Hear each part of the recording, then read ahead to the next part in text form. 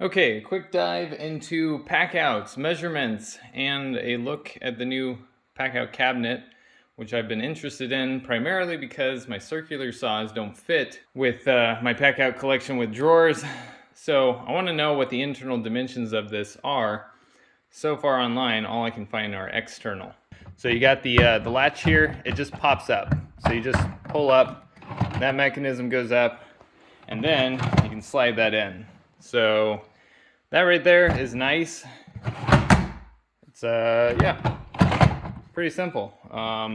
Compared to drawers, you've got your drawer. That's pretty easy to get into, but that's not bad. Yeah, that's pretty swift.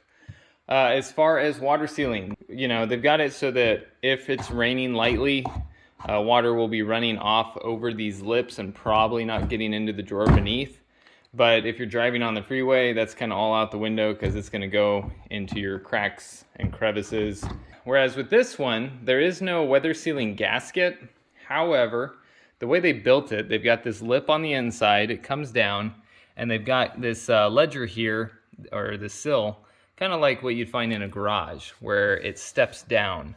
Like I said, my primary interest was being able to put circular saws in here, and I wanted to know if I could fit them. Can I get circular saws inside? Oh, look at that, they're closed. So it looks like I can. It'll be a little tight, it's pushing, but I can fit them, and I can fit them both, and that's what I wanted. That was the whole point of this. Let's take a look at this. Underneath, looks like they made the panel not as thick as it is up front. That's mainly for the latch, but they did make it a little bit thinner there, which means you get a little bit more room to close it. So that's nice. Okay, internal dimensions.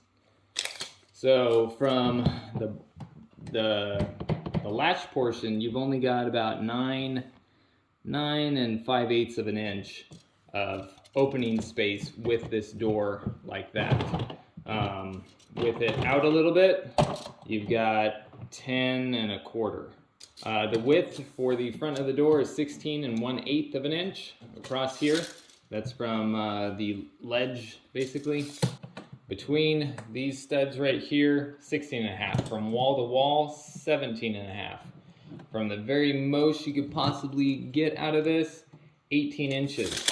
So from here to the same spot, 16 1/2. Here, almost 18 inches. Back up here, 16 1/2 again. As far as depth, about 12 1/4 of an inch. However, like I said, the latch has this open space here, so you're gaining an extra, looks to be an inch from where this is. With my tape measure pushed all the way to the back wall, my DeWalt comes out to 13 inches on that side, and yeah, about 13 inches. And it closes pretty well at 13 inches. Now it's falling into, both of these are falling into that indention up here. This is not though. So 13 inches seems to be the internal depth to where it's touching whatever your tool is, but it'll still close.